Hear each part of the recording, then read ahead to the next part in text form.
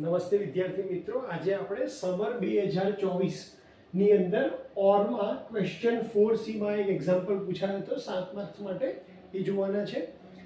એક્ઝામ્પલની અંદર આપણને પૂછ્યું છે, આપણને અલ્ટરનેટર આપ્યું છે અને અલ્ટરનેટરની અંદર આપણને કીધું છે કે અલ્ટરનેટર 3 ફેઝનું છે જેની સ્પીડ 1200 RPM ની છે. હવે તમને ખબર છે કે અલ્ટરનેટર હોય એ અથવા તો સિંક્રોનસ સ્પીડ ઉપર ફરે, એની જે સ્પીડ છે એ સિંક્રોનસ સ્પીડ જ હોય, એટલે આપણે સિંક્રોનસ સ્પીડ આપણને આપી દીધી છે 1200 RPM.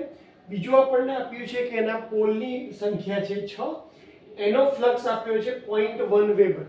હવે ફ્લક્સ અહીંયા 0.1 વેબર આપ્યો છે એટલે આપણે મલ્ટીપ્લાય બાય 10⁻³ નહીં કરીએ.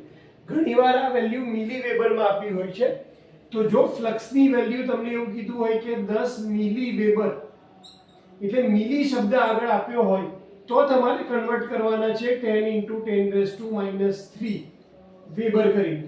પણ ડાયરેક્ટ વેબર આપ્યું હોય, જેમ કે અહીંયા આપ્યું છે કે 0.1 વેબર, તો કોઈ કન્વર્ઝન કરવાની જરૂર નથી. તમારે એક્ઝામમાં ખાસ જોઈ લેવાનું કે મિલી વેબરમાં આપ્યું છે કે વેબરમાં. જો વેબરમાં આપ્યું હોય તો ડાયરેક્ટ જ લખી દેવાની છે એની વેલ્યુ, ફાઈની વેલ્યુ, અને મિલી વેબરમાં આપી હોય તો તમારે એને કન્વર્ટ કરવાનું છે, જે વેલ્યુ આપી હોય ગુણ્યા 10⁻³ એડ કરી.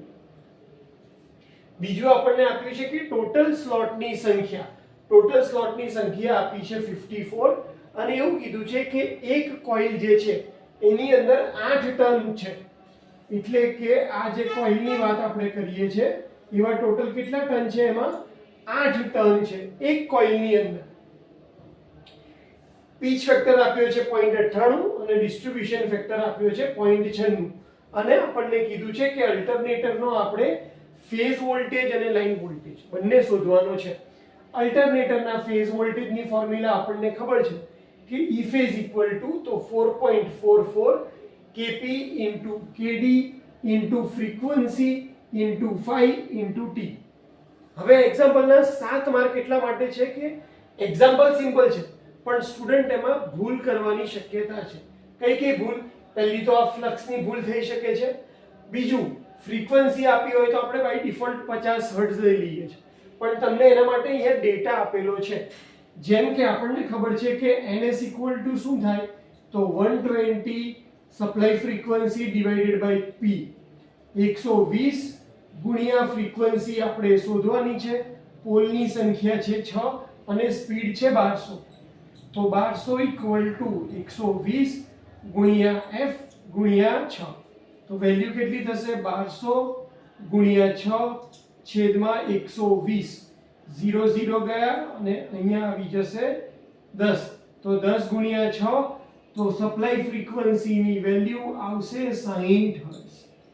સૌથી મોટી ભૂલ અહીંયા થઈ શકે. આની પહેલા પણ જ્યારે મેં એક્ઝામ્પલ કીધા હતા ત્યારે મેં કીધું છે કે અલ્ટરનેટરમાં કોઈ દિવસ ફ્રીક્વન્સી ડાયરેક્ટ 50 હર્ટ્ઝ નહીં લેવાની, તમારે સ્પીડ અને બધા ઉપરથી કેલ્ક્યુલેટ કરવાની હંમેશા. તો અહીંયા આપણી ફ્રીક્વન્સીની વેલ્યુ આવી ગઈ 60 હર્ટ્ઝ. તો આપણને 4.44 ખબર છે, kp ની વેલ્યુ આપણને આપી છે, kd ની વેલ્યુ આપી છે, ફ્રીક્વન્સી આપણને મળી ગઈ, ફ્લક્સ આપણને ખબર પડી ગયો 0.1 વેબર. હવે ખાલી એક જ વસ્તુ શોધવાની છે અને એ t છે ટર્ન્સ પર ફેઝ. પર ફેઝ કીધું છે આપણને, જ્યારે અહીંયા સ્લોટ કેટલા આપ્યા છે? 54. એટલે સૌથી પહેલા તો ટોટલ સ્લોટને હું એક ફેઝ માટે કહી લઉં, કારણ કે આપણે ટર્ન્સ પર ફેઝ કરવાના છે, એટલે કે 54/3, એટલે પર ફેઝ સ્લોટ કેટલા આવશે?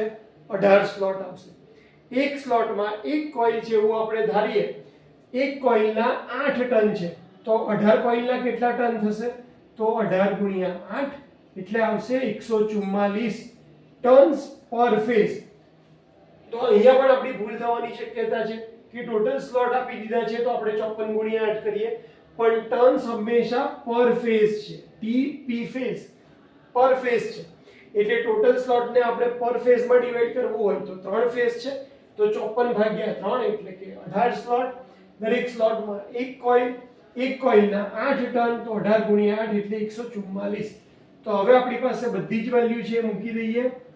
4.44, kp ની વેલ્યુ છે 0.98, kd ની વેલ્યુ છે 0.96, ફ્રીક્વન્સી આપણી છે 60, ફ્લક્સની વેલ્યુ આપી છે 0.1 વેબર અને ટર્ન્સ આપી દીધા છે આપણને ટર્ન્સ પર ફેઝ 144.